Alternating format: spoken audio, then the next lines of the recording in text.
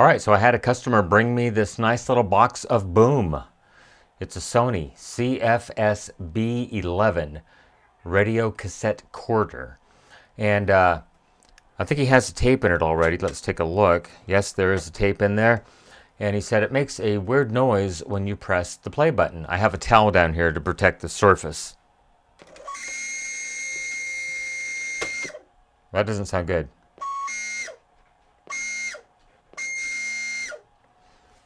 I'm going to say the motor is squealing, if I had to guess. Let's check radio function. AM does seem to work. Tuning is way off. That's all the way up right there. And it goes way, way too far the other way. Okay, well, that's going to be 1290, our one local AM station, and it's showing about 820, 830. Let's check FM. That's probably 95.7. Okay, well, FM does work, AM does work. Let's go ahead and pop this thing open and see what it looks like inside. One moment.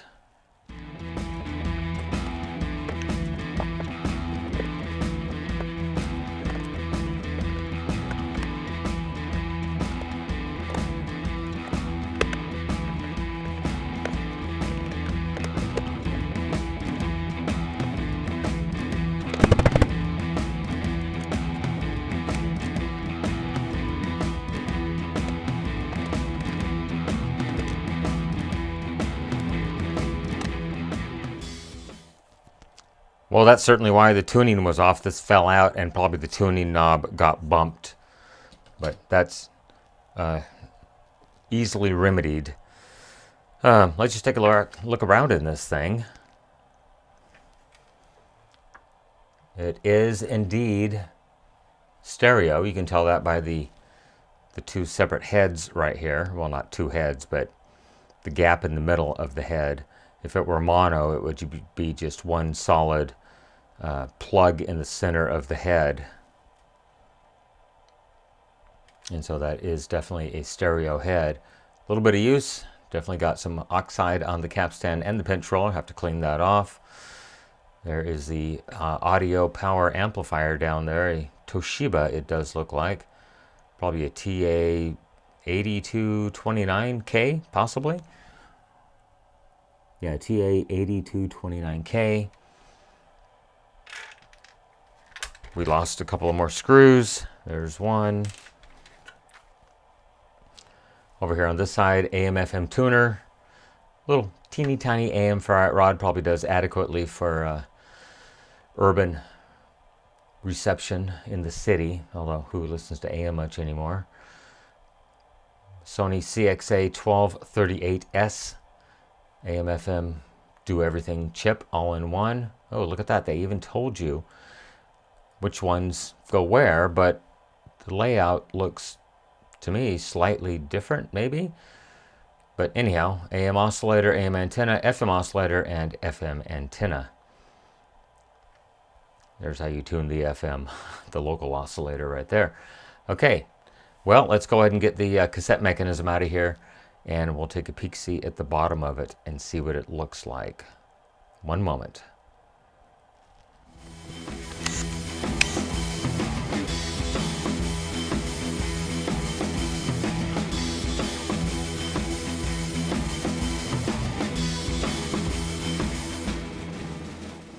All right, well, there is the cassette deck, and I do see one thing missing, a belt.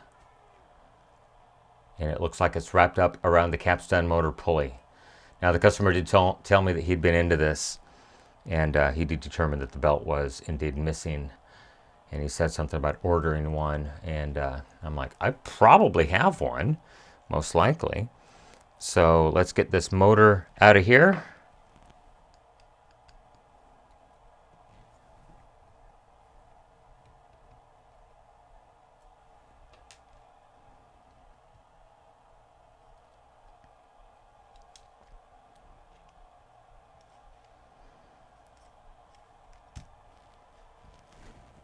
And yes, it is majorly gunkified. Hopefully you can see that.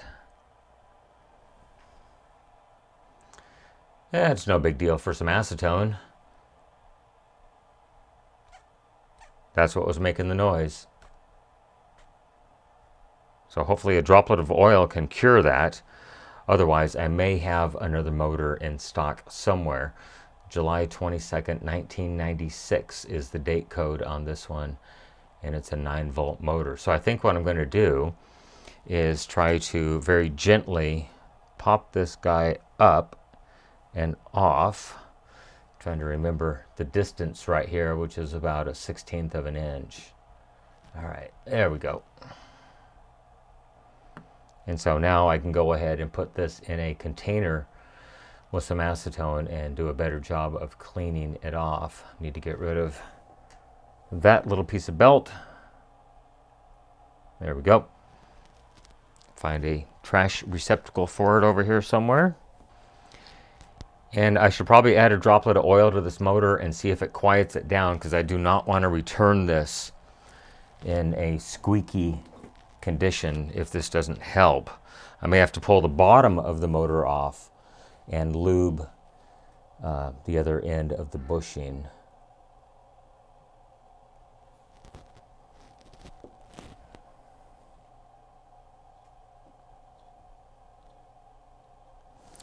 Okay, well, let me go ahead and give it 9 volts DC. Trying to do this all in real time without a lot of edits. I'll turn the power supply on, and I will set it for, there's 8.9 volts right there. Make sure we're in the right terminals in the power supply. And we should, oh, sorry about that. We should be good here. And the motor is running nice and quiet now. So I'll let that run for a moment or two while I go ahead and clean that capstan pulley off. And that way the oil can migrate down into the bushing and hopefully a little bit on the inside of the motor for later oilings. One moment. All right, so the motor's been sitting here running for a little bit, and the belt did divorce the pulley fairly amicably. I believe that's the word, amicably. So yeah, no acetone involved yet. I will give it a pass before everything is said and done. And the same thing over here with the pulley. I got most of it off. There's a little bit more. I'll probably just touch that up. Oh yeah, big piece hanging off to the edge right there.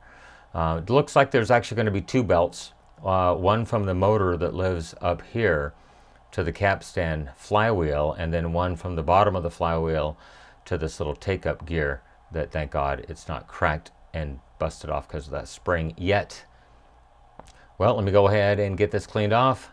I'll hit these with some acetone, and I'll see if I've got a couple of belts for this customer. Once again, this has been running the whole time, taking in some oil down to that bushing.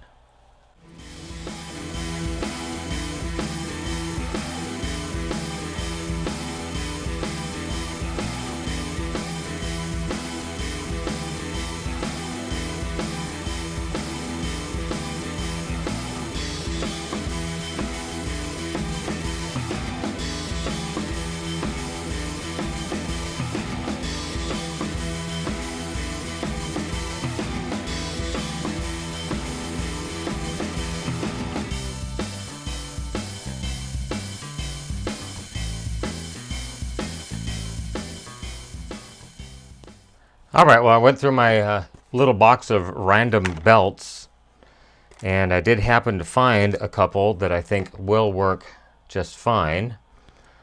And they're out of a kit that I'd ordered probably from China a few years ago. Anyhow, here are the 2 belts. One, the capstan, and one is going to be the take-up. And let me get the cat out of here. Anyhow, I believe this is the kit, just in case anyone is interested. And this is the info that I saved from it. Hopefully it'll focus up on that. You can translate it over, possibly, maybe. Okay. But anyhow, I've got some other ones that I have ordered over the years, mainly for larger decks, things like that. These work good in VCRs. They're only like $5 or $6 a kit. And then some big boy belts in there. So I do want to go ahead and pre-clean these belts, even though they are brand new. So what I'm going to do is just take a paper towel. You've seen me do this before. I'm going to wet it in a bit of acetone, and then I'm just going to pull the belt through multiple times, and it's going to remove any manufacturing residue, and it will extend the belt life.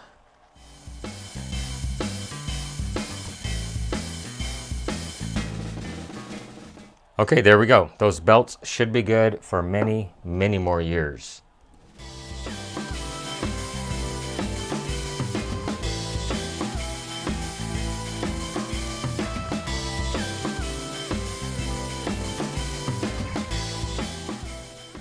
Yeah, I'm going to have to find one size smaller. One moment. Okay, well, I did manage to find another suitable replacement belt. They are both on there right now. So I'm going to go ahead and give the motor 9 volts once again. And that way I can flip this over and service the mechanism.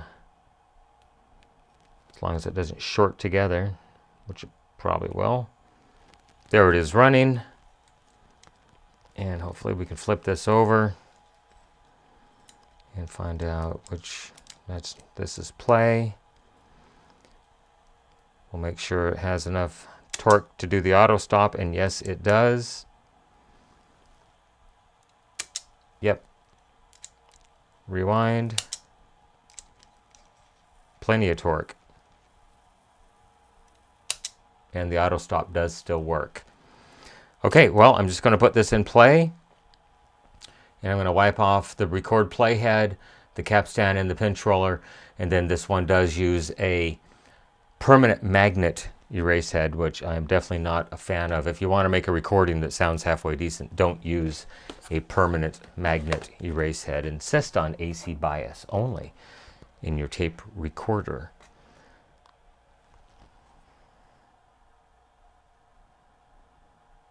It is nice that this one does have a azimuth adjustment screw, just in case.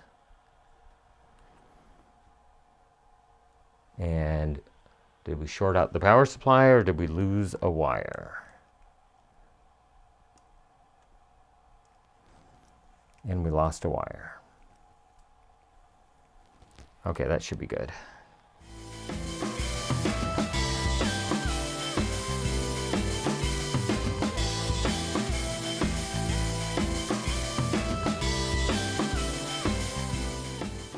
Okay, I think we should be good. All nice and clean. Ready to put back together and give it a test.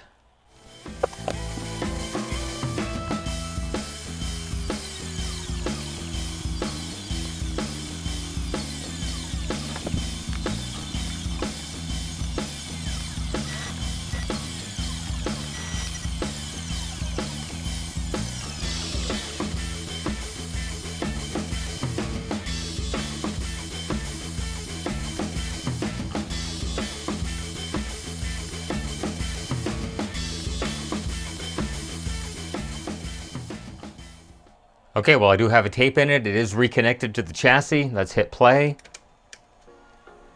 And I do hear sounds. Probably as good as it's going to get. Well, for a little boom box, unassembled, doesn't sound too terribly bad. Maybe I'll shoot some deoxit into that pot. See if I can quiet it down just a hair. All right, let me get this thing deoxidated and put back together. One moment.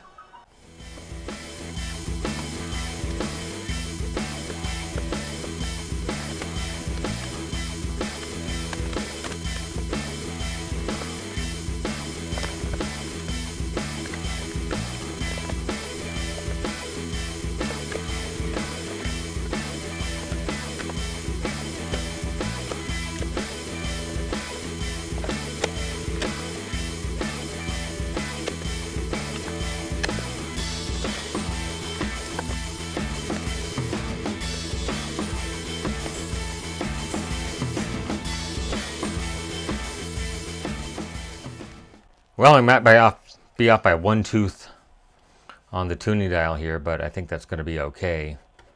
Goes down just a little bit below 88, and then it does go all the way up to 108. Well, let's power this thing on. Pop a tape into it. Make sure it plays. Yep. Much better. Okay, well, I think that's going to be it.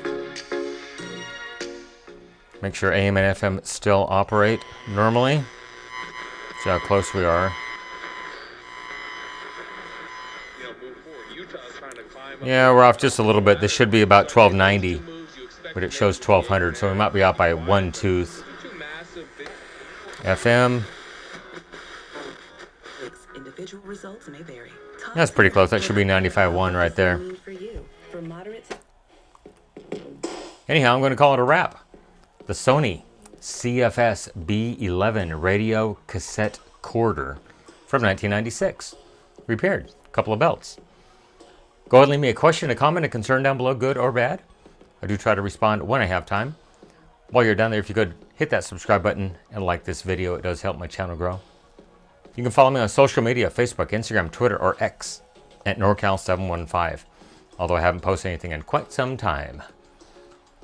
If you want to get a hold of me, please leave me a comment in one of the videos. I do have a email, norcal715videos@gmail.com. But leaving me a comment is the best way as of early 2026.